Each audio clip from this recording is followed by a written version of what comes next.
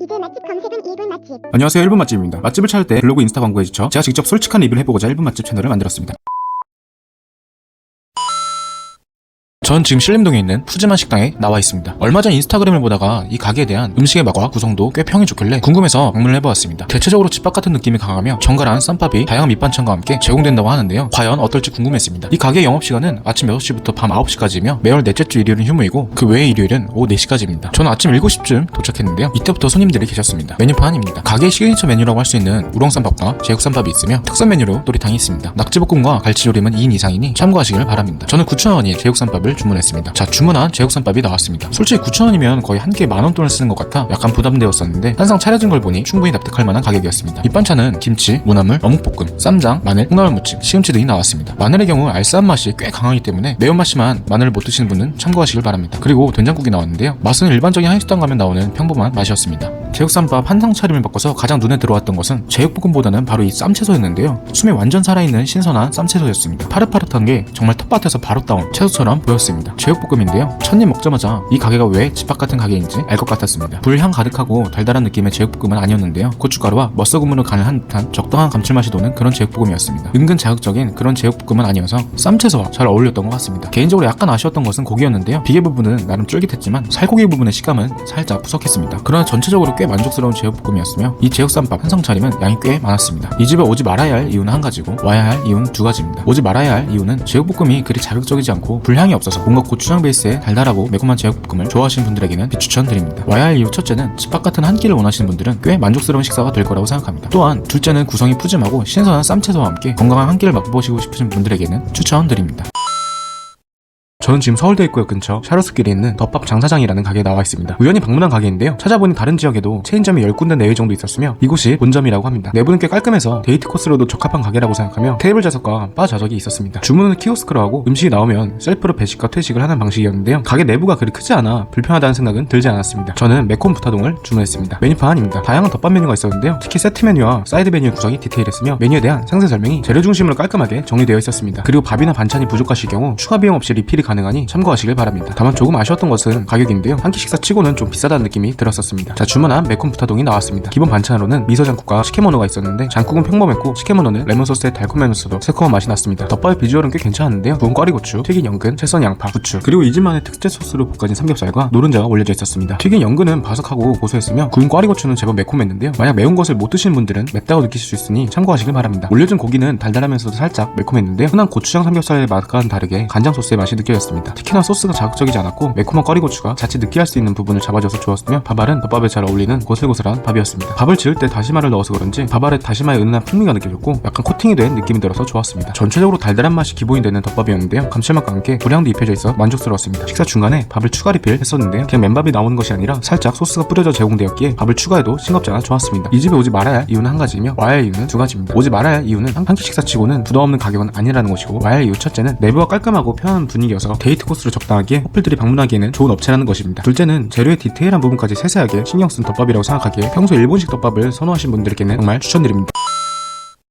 여긴 신림역 근처의 짬뽕갑입니다. 얼마 전 유튜버 찌양님께서 다녔던 곳인데요. 매운 고기 짬뽕으로 꽤 유명한 곳입니다. 매운 음식은 뭐니뭐니 해도 그냥 맵기보다는 맛있게 매운 게 무엇보다 중요하다고 생각하는데요. 들어가기 전부터 맛은 어떤지 매우 궁금했습니다. 메뉴판입니다. 메뉴판 옆에는 매운맛 단계가 있는데요. 9단계까지 있습니다. 찌양님께서는 무려 9단계를 드셔보셨는데 저는 그냥 무난하게 3단계를 주문했습니다. 사장님께서는 3단계도 꽤 맵다고 하시면서 정말 괜찮겠냐고 걱정을 해주셨는데요. 9단계까지 있는데 3단계쯤은 매워봤자 얼큰한 수준일 거라고 생각했습니다. 자, 주문한 갑짬뽕 3단계가 나왔습니다. 냄새부터 매운 향이 확 올라오는데요. 국물은 약간 걸쭉하고 후추 비슷한 향과 고기의 향이 느껴졌습니다. 곱빼기를 시켜서 그런지 면의 양이 푸짐합니다. 국물 한 입 떠먹어 보았습니다. 완전 색다른 짬뽕입니다. 우선 달달한 맛을 베이스로 한 진한 고기 육수의 맛이 느껴졌는데요. 매운맛은 첫맛과 끝맛 고르게 느껴졌습니다. 단지 캡사이신으로 매운맛을 낸 그런 짬뽕은 전혀 아니었습니다. 그리고 처음 국물을 떠먹었을 때는 맛있게 매운 최대치의 매운맛이라고 생각했는데요. 점점 짬뽕을 먹다 보니 땀이 비오듯 쏟아졌습니다. 그런데 중요한 건 그만 먹고 싶다는 생각보다 계속 먹게 되는 맛이었습니다. 국물의 중독성이 꽤나 강했습니다. 그래서 개인적으로 숟가락이 우동 숟가락처럼 크지 않아서 좀 아쉬웠습니다. 이 집에 오지 말아야 할 이유는 한 가지고 와야 할 이유는 두 가지입니다. 오지 말아야 할 이유는 워낙 음식이 자극적이고 맵기 때문에 매운 걸 못 드시거나 슴슴한 간을 원하시는 분들께는 비추천드립니다. 와야 할 이유 첫째는 매운 것을 좋아하시는 분들에게는 정말 꼭 한번 가보시기를 추천드립니다. 두 번째는 기존 우리가 흔히 먹던 짬뽕 맛과는 색다른 중독성을 느끼실 수 있고 매운맛도 단계별로 조절할 수 있기 때문에 짬뽕 매니아분들은 좋아하실 거라 생각합니다.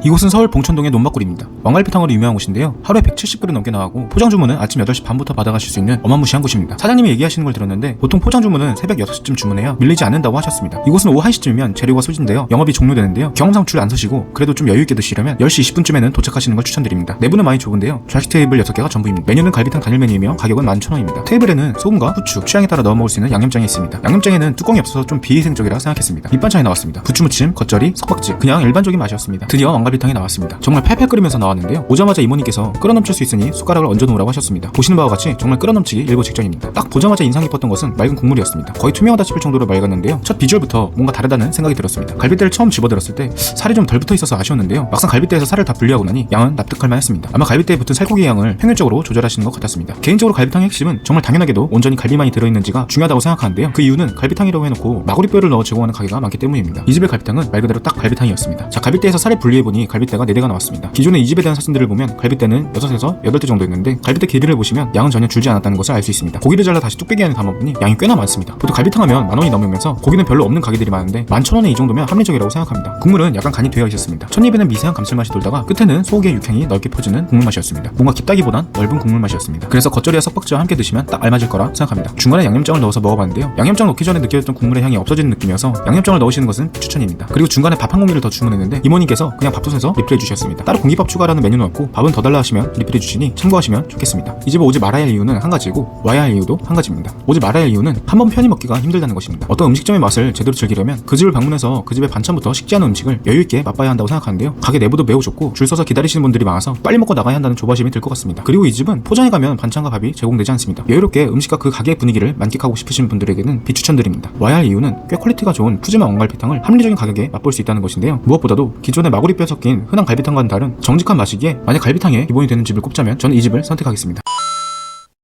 이곳은 신림대학동에 위치한 황칠추어탕인데요. 대학동은 흔히들 많이 알고 계시는 신림동 고시촌입니다. 내부는 좌식 테이블이 6개 있으며 일반 식탁 테이블은 한 7개 정도 있었던 것 같습니다. 대학동 황칠추어탕의 메뉴판입니다. 황칠에 대해서 생소한 분들이 계실 수 있다고 생각하는데요. 나무 인삼이라고도 불린다는데 건강한 약재로 보시면 될 것 같습니다. 전반적으로 7,000원에서 만원까지의 메뉴가 있고요. 메인 메뉴인 황칠추어탕은 9,000원입니다. 저는 추어탕과 함께 대표 메뉴인 황칠동태탕을 주문했습니다. 자, 주문한 황칠동태탕이 나왔습니다. 팔팔 끓고 있어서 비주얼이 제법 좋아 보입니다. 밑반찬은 흔한 한식집과 비슷했습니다. 살짝 달달한 배추김치, 숙주나물 무침과 오이 무침이 나왔고요. 시금치 무침과 깍두기가 나왔습니다. 밑반찬의 맛은 우리가 흔히 아는 그런 맛이었는데요. 특히 시금치는 숨이 확 죽어버린 오래 보관한 시금치가 아니라 갓 무쳐서 나온 듯한 신선함이 느껴져서 좋았습니다. 동태탕에는 고추와 파, 양파, 페이버섯, 동태, 무, 쑥갓, 콩나물 등 다양한 재료들이 들어있었는데요. 국물 색깔부터가 뭔가 깊이 있어 보입니다. 요즘 프랜차이즈 해물 전문점이 늘어나면서 점심 메뉴로 동태탕이 꽤나 흔한데요. 어느 프랜차이즈나 깊은 국물 맛이 없고 간만 맞춘 동태탕 맛이라 항상 아쉬웠습니다. 그런데 이곳은 달랐습니다. 어렸을 적 집에서 먹었던 동태탕 같은 맛이었습니다. 오래 끓인 약간 비릿한 맛의 동태탕이 아니었고요. 비린맛 전혀 없이 개운한데 동태 특유의 진한 맛이 느껴지는 동태탕이었습니다. 황칠에 대해서는 잘 모르지만 육수 자체가 달라서 그런지 진하면서도 끝맛이 깔끔한 게 좋았습니다. 저는 해장이 필요해서 사장님께 고춧가루 반 스푼 정도를 부탁드렸었는데요. 고춧가루를 살짝 더 넣어 먹으니 칼칼한 맛과 함께 완전 해장이 되었습니다. 요즘 어딜 가나 한 끼 사 먹으려면 6-7,000원 정도는 쓰게 되는데요. 이 구성에 이런 맛이면 저는 7,000원이 아깝다고 생각되지는 않았습니다. 가격도 적당하고 꽤나 만족스러운 식사였습니다. 자, 이 집을 와야 할 이유는 두 가지고 오지 말아야 할 이유는 한 가지입니다. 먼저 이 집을 와야 하는 이유, 시중에 널린 간간한 맛의 동태탕보다는 좀 더 깊은 국물을 맛볼 수 있는 곳이고, 두 번째는 가격 대비 음식의 퀄리티가 합리적이라는 것입니다. 그리고 이 집에 오지 말아야 하는 이유를 말씀드리겠습니다. 이 가게는 주로 어르신들이 방문을 하시는데요. 간혹 약주를 드시고 크게 대화를 나누시는 어르신들이 있으니 조용한 분위기의 식사를 원하시는 분들에게는 비추천입니다. 저는 깊이 있는 동태탕의 국물을 원하시는 분께는 이 집을 추천드립니다. 그리고 아주 깨끗한 프랜차이즈 음식점 정도까지는 아니지만 제법 오래된 가게임에도 위생은 나쁘지 않았습니다. 그러나 어르신들이 주로 방문하시는 곳이기 때문에 혼자 조용히 식사를 하시고 싶은 분들은 좀 꺼려줄 수도 있으니 참고하시면 되겠습니다.